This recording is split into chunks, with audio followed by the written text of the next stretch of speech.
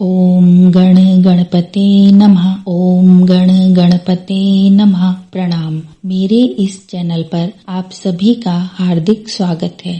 आशा करती हूँ कि अगर आपको मेरे द्वारा कही गई कथा पसंद आएगी तो आप इस चैनल को लाइक, शेयर और सब्सक्राइब जरूर कीजिएगा, ताकि आने वाली कथा के बारे में आपको पहले से पता चल जाए। तो आज मैं आपको पितृपक्ष में कही जाने वाली एक अन्य कथा के बारे में बता रही हूँ। ये है गयासुर की कथा। गया जी के बारे में इस कथा में बताया गया है। वायु पुराण के अनुसार पितृपक्ष की कथा।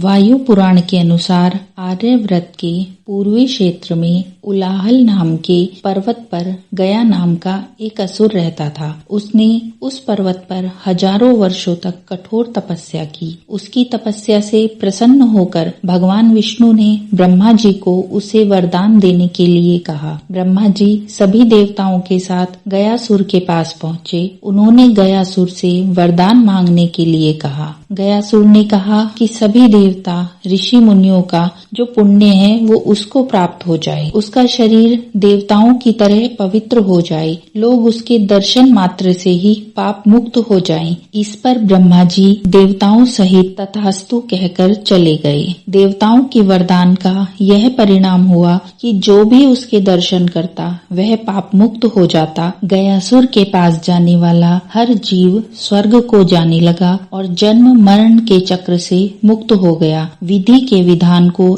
इस प्रकार समाप्त होता हुआ देखकर ब्रह्मा जी भगवान विष्णु के आदेश से गयासुर के पास गए। उन्होंने कहा कि हे परम पुण्य गयासुर, मुझे एक ब्रह्म यज्ञ करना है और तुम्हारे समान पुण्य भूमि मुझे कहीं और नहीं मिलेगी। अतः तुम अपने इस 20 कोस में व्याप्त शरीर को मुझे प्रदान कर दो। गयासुर ने यज्ञ के लिए ब्रह्मा जी को अपना शरीर दे दिया। जब यज्ञ प्रारंभ हुआ तो उसका शरीर हिलने लगा। ब्रह्मा जी ने नाभि प्रांत से उसे संतुलित किया। विष्णु जी ने गयासुर की छाती पर अपने चरण रखे तथा अपनी गदा से गयासुर के कंपन को शांत किया। श्री हरि विष्णु जी की चरण छाप पड़ने से गयासुर का सारा अहंकार समाप्त हो गया। उसने मरते समय विष्णु जी से ये वरदान मांगा कि इस यज्ञ क्षेत्र में विष्णु पाद पर जिसका भी श्राद्ध हो उसे सद्गति मिले, और भगवान विष्णु ने गयासुर की इस मंगल कामना का सम्मान किया और उसे सद्गति दी तथा उसे ये वरदान भी दिया। तभी से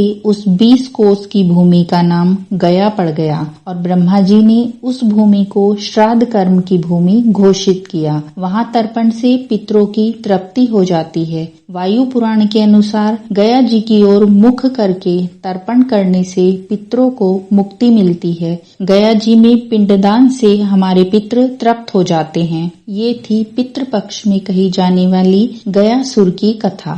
आशा करती हूँ कि आपको ये कथा पसंद आई होगी। अगर कोई त्रुटि हुई हो तो क्षमा कर